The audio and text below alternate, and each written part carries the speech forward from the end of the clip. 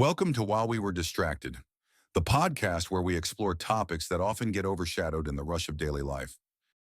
All right, so let's dive back into Bin Laden's library. hmm And this time we're taking a look at a book called $3 Trillion War Okay. by Joseph Stiglitz and Linda Bilmes. Interesting. It's, we've all heard these sort of like conspiracy theories floating around ever since 9/11 happened. Right. This book kind of gets into that. Yeah. Talks about war propaganda, the hidden financial motives, hmm and the real cost of the war on terror. It's fascinating how this book really delves into those often overlooked aspects of war, the things that don't always make the headlines. Right, Like, exactly. we often hear about these conflicts in terms of, good versus evil. Right. But this book suggests it's a lot more nuanced than that. It's not that simple. Not a Definitely not black and white. $3 trillion war argues that there were actually powerful business syndicates, even in like the West and the former Soviet Union, Wow. that had a huge interest in controlling the heroin trade coming out of Afghanistan. So like people who benefited from the instability there. Essentially, yeah. The book suggests that these groups had a lot to gain from the chaos. That's pretty shocking. And, back in the late 90s, the UN estimated those heroin routes were worth like hundreds of billions of dollars annually. So you can imagine the kind of power and influence Oh, that had. It was massive. Wow. And the book claims that these syndicates actually played a role in shaping the events leading up to the war. That's right. The authors lay out a very compelling case, suggesting that these groups might have even had a hand in influencing political decisions. Like manipulating things behind the scenes. Exactly, to serve their own interests. It's kind of like a real-life spy thriller. Yeah, except the stakes are incredibly high, It's not just fiction. Real lives, real consequences. Right. And what about this oil company, Unocal? I remember hearing something about them wanting to build a pipeline through Afghanistan. Oh, yeah, you're right. The book goes into detail about Unocal's plans to build a pipeline through Afghanistan back in the mid-90s. Okay. And they were very serious about it. They even met with Taliban officials to discuss the project. Wait a minute. So the U.S. government was backing a company that was negotiating with the Taliban? They were The same Taliban they later went to war with. Well, that's the irony, isn't it? Yeah. The book highlights that seeming contradiction. So the war on terror makes you wonder if it was really all about fighting terrorism or if there were other motives at play. Exactly. It raises that question of whether economic interests, like securing access to oil and resources, might have also been a factor. So maybe it wasn't as straightforward as we were led to believe? The book certainly suggests that there's more to the story than meets the eye. And the book also talks about Pakistan's involvement, right? It does. I mean, it makes some pretty bold claims about Pakistan's intelligence agency, the ISI.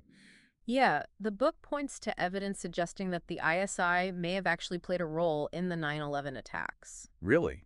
What kind of evidence? Well, there's a report in the Times of India that Well, was later corroborated by the FBI mm, that linked the ISI chief to Mohammed Atta, the alleged 9/11 ringleader. wow. So the U.S. might have been working with a country It's a possibility the book explores. that was potentially involved in the very attack that triggered the war on terror. It's a very complex situation, and the book delves into those murky waters. Yeah, this is really making me question everything I thought I knew about the war on terror. It's meant to challenge our assumptions. And it's like the lines between good and evil are a lot blurrier than we're often led to believe. Absolutely, and that's one of the key takeaways from $3 Trillion War. Yeah. It encourages us to question the official narratives and to consider the different perspectives and motivations that shape these global events. It's like peeling back the layers of an onion. And with each layer, you find something even more surprising than the last. It's a journey of discovery On questioning. and critical thinking Yeah, about the world around us. that's for sure. Yeah, and it wasn't just about like the players involved. Well, yeah. It was also about the information or the misinformation. Right, the disinformation campaign Exactly. that led up to the Iraq War. Yeah, This book really digs into that it does. and kind of exposes how things, Hmm. maybe weren't what they seemed. Yeah, the book claims that fake intelligence was basically used to portray Saddam Hussein as this like major threat, even linking him to Al-Qaeda, Wow. despite there not being any like solid evidence. It's like they needed a villain, Yeah, they needed someone to point the finger at. Right, and they were willing to kind of bend the truth to make that happen. Yeah, the book goes into this whole thing with Okay. Abu Musab al-Zarqawi, Oh, yeah. who was portrayed as this like terrorist mastermind Right. with Yeah. ties to Saddam Hussein. And this whole narrative really helped to kind of... Justify the invasion. Exactly. Yeah, it provided that justification that they needed. It's scary to think how easily It is. public perception can be manipulated. Especially in times of like fear and uncertainty. Right. People are looking for answers. They're looking for someone to blame. Right. And that's when it becomes really easy to manipulate the narrative. And $3 trillion war kind of encourages us to... It does. To really question everything. Yeah. Like, look beyond the headlines. Don't just take things at face value. Right. Dig deeper. Ask questions. Be critical. And the book also talks about the UN's role in all of this.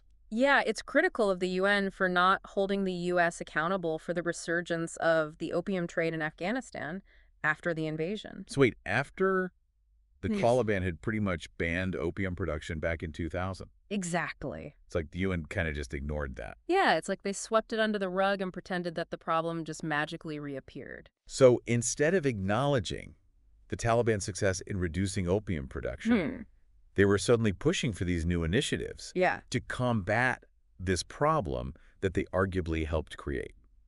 That's a key argument in the book. It raises concerns about the UN's potential to be influenced by powerful nations, prioritizing political alliances over actually addressing the real issues. It makes you wonder about the true motivations behind some of these international interventions, Yeah, are they always about what they claim to be about? Right. It's a question worth asking. $3 trillion war definitely makes us think critically about the roles of these international organizations. Yeah. And to consider all these different interests Absolutely. that might be at play. And then there's the financial cost, the actual $3 trillion that the title refers to. Yeah, that's a number that's hard to even wrap your head around. It's astronomical. And the book breaks down this massive cost and explains how it's not just about, direct military expenses. It's the long-term costs, too. Right. It includes things like healthcare for veterans. Yeah, and the impact on the U.S. economy as a whole. It's a reminder that the price of war goes way beyond just the battlefield. It ripples out. Right. And it's often the veterans and their families who bear the brunt of those Absolutely. long-term consequences. It's a heavy burden. And the book also talks about the human cost of war. It does. It goes into some really harrowing accounts of war crimes committed during the War on Terror. Like torture, extrajudicial killings. Yeah, the indiscriminate bombing of civilians. It's a really grim picture. It is. It's a stark reminder of the brutality of war. And it's heartbreaking to think about all the innocent lives lost, Absolutely. the families that were torn apart. The trauma. Yeah, the trauma. Nasty scars.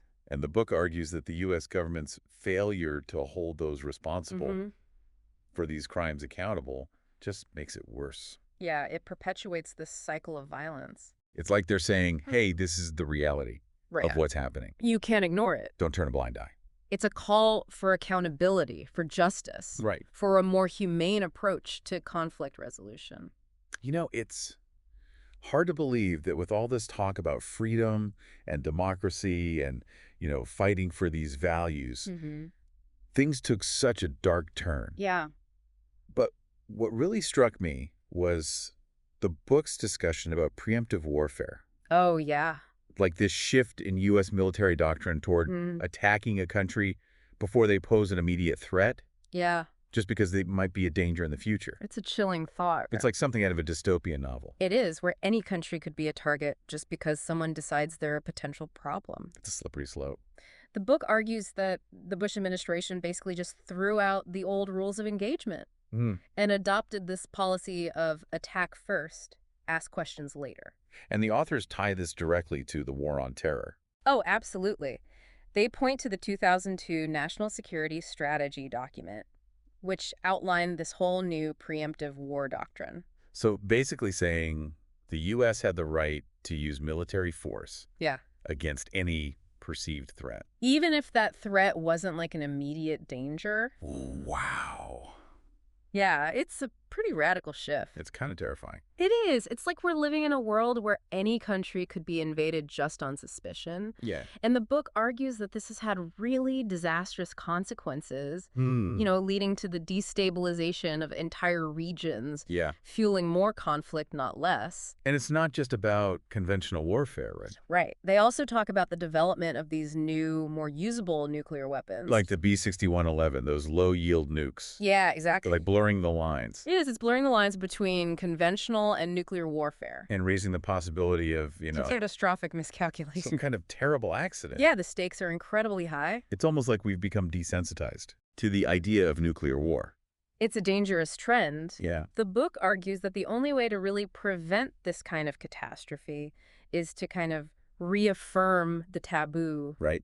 against nuclear weapons. To eliminate them completely. Exactly. And to reject this whole doctrine of preemptive war. It's a powerful message. It is. It's a call for a more peaceful and just world.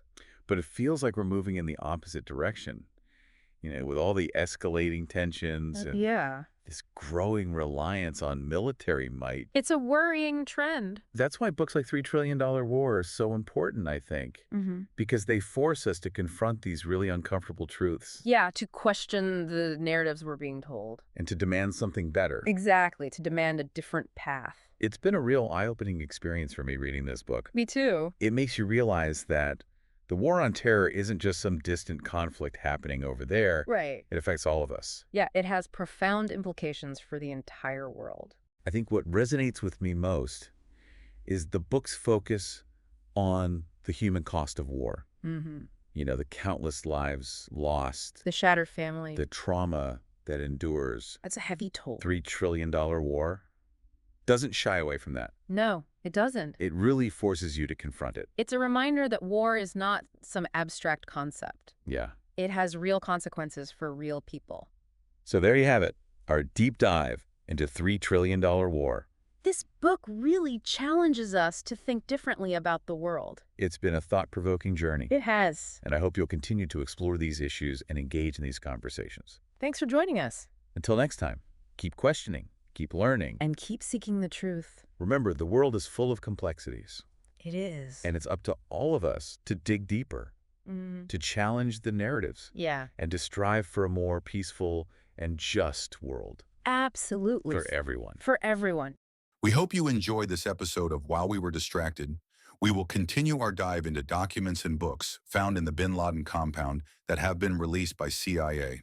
To see the full dump, check the description and comments or visit the CIA library at cia.gov. Don't forget to like and subscribe for the next episode on While We Were Distracted.